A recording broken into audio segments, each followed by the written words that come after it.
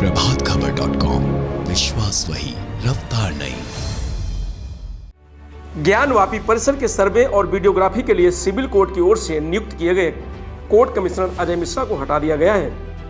अजय मिश्रा पर मीडिया में सर्वे से संबंधित जानकारी लीक करने जैसे गंभीर आरोप लगाए गए हैं, जिसके चलते ये कार्रवाई की गई है।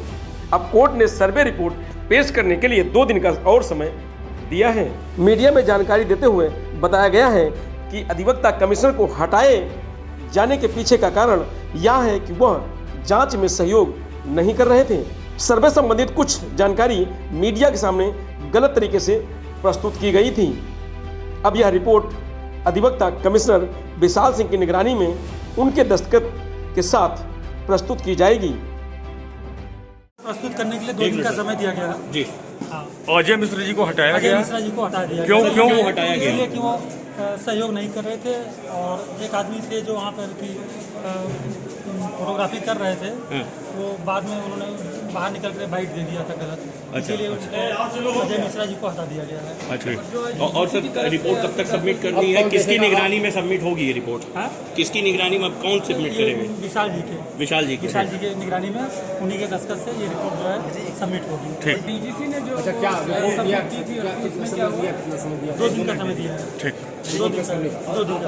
अब कब कल सुनवाई होगी उस पर, जो डीजीसी सिविल ने जो एप्लीकेशन दे रखा है। और जो दूसरी महिलाओं वाले पे भी कल होगी, जो वादी वालों कल ही होगी। मतलब सिर्फ एक फैसला आ जाएगा आज, एक फैसला भैया थोड़ा सा अजय मिश्रा को।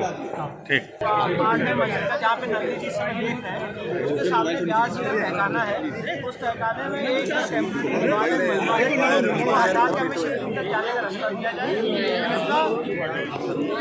सर्वे कराने का रास्ता दिया जाए और वहाँ पे कमीशन की कार्रवाई।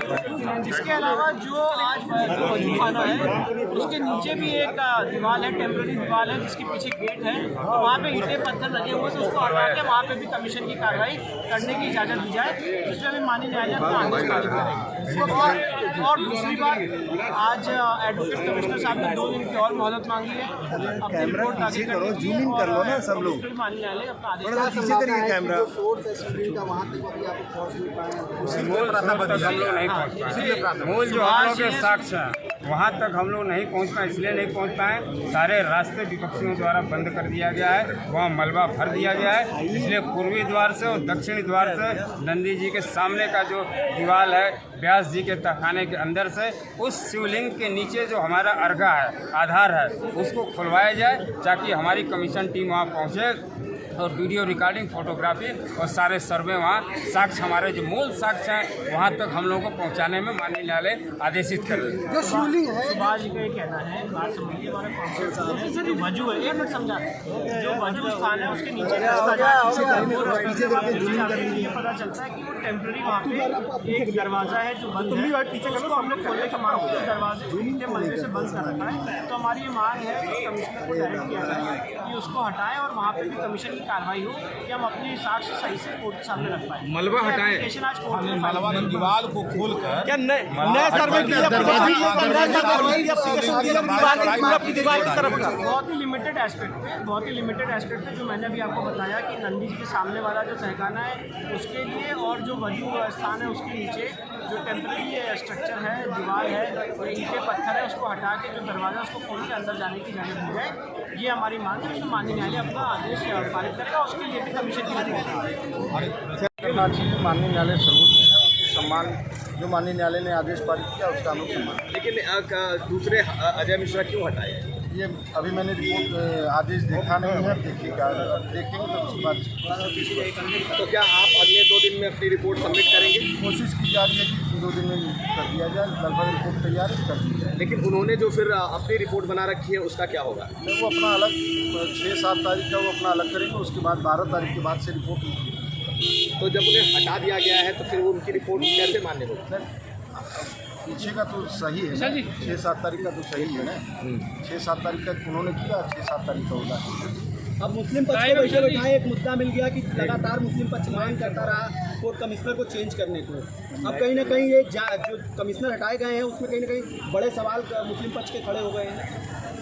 अब ये कहना जल्दीबाजी है और माननीय न्यायालय ने जो आदेश पारित किया है दोनों पक्षों को सुनने के बाद सभी पक्षगण उसमें उपस्थित थे। जो आदेश किया गया है वो उनको हटा दिया गया और माननीय न्यायालय का आदेश सर्वोपरि। तो जो ये बताइए कि बताया गया है इसके पीछे की वजह क्या बताई गई है? क्या आप माननीय न्यायालय का आदेश देख लें, आपको स्थिति स्पष्ट हो जाएगी। फैसला है वो तो क्या वो सहयोग नहीं कर रहे थे या फिर खबरें उन्होंने लीक की? क्या है? आप देख लें।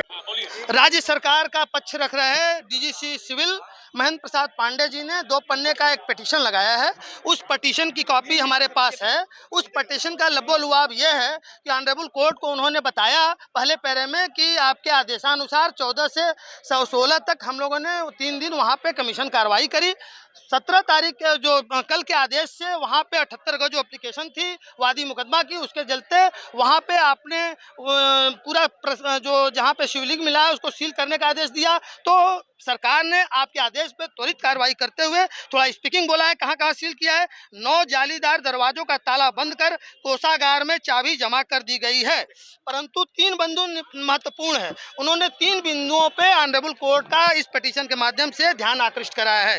पहला ये कहा है कि ये जो तालाब है वो 3 फीट गहरा तालाब है जिसमें पाइप व नल लगा है, जिसका प्रयोग नमाजी वजू करने के लिए करते हैं। इस परिसर सील के होने के दृष्टिगत वजू करने के लिए पाइपलाइन को सील क्षेत्र से बाहर शिफ्ट करना आवश्यक प्रतीत होता है।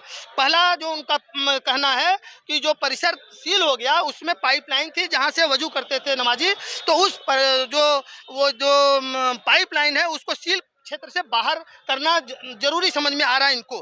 फिर सील किए परिसर में कुछ शौचालय हैं जिनका प्रयोग नमाजी करते थे, इनकी कोई अन्य एंट्री नहीं है। तो दूसरा भी मानवीय सवाल उन्होंने उठाया है कि सील हो जाने से वहाँ जो शौचालय था वहाँ तक नमाजी पहुँच नहीं पा रहे हैं। तीसरा एक और मानवीय पहलू उन्होंने लिखा है कि मानव निर्मित तालाब में पानी भरा हुआ है जिसमें कुछ मछलियाँ हैं।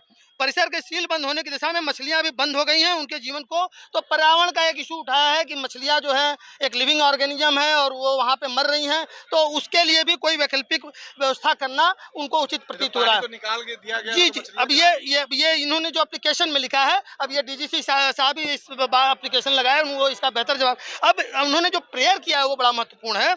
उन्होंने ये प्रेयर किया है कि उपरोक्त 3 बिंदुओं पर कोर्ट कमिश्नर को नामित करके उनके माध्यम से इसकी रिपोर्ट प्राप्त कर यथोचित आदेश निर्देश जारी करने की कृपा करें। इसका मतलब यस उन्होंने एक नया कोर्ट कमिश्नर नियुक्त करने की मांग की है। और जो सील हो जाने से ये जो 3 परेशानियां शासन को या मौके पे नमाजियों को जो हो रही है उसके निदान के लिए जब ये कमिश्नर जाएंगे और वहाँ देखेंगे कि नहीं नमाजियों को वास्तव में कष्ट हो रहा है, तो कोर्ट इस पर डीजीसी सिविल जो होता है वो सरकार का जिला लेवल पे जो एपेक्स एडवोकेट की सीट होती है वो होते हैं, सरकार का पक्ष रखते हैं।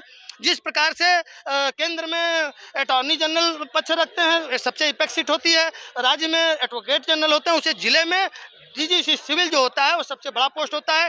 डीजीसी सिविल का ये जो पिटीशन है ये मानवीय दृष्टि से है और ये बहुत ही महत्वपूर्ण है। इस पे हो सकता है यदि कोर्ट पॉजिटिव आदेश करेगी तो एक कोर्ट कमिश्नर जाएंगे और इन परेशानियों के मद्देनजर हो सकता है अपनी आख्या, यदि कोर्ट इसको एक्सेप्ट करती है तब, रिजेक्ट करती है नो जिला शासकीय अधिवक्ता ने मांग किया है कि इन 3 बिंदुओं के मद्देनजर कोर्ट कमिश्नर को नामित करें और उनसे आख्या मांगे, देन तब उस जी सर। मैं नित्यानंद राय एडवोकेट, पूर्व महामंत्री दी बनारस बार एसोसिएशन। प्रभातखबर.com, विश्वास वही,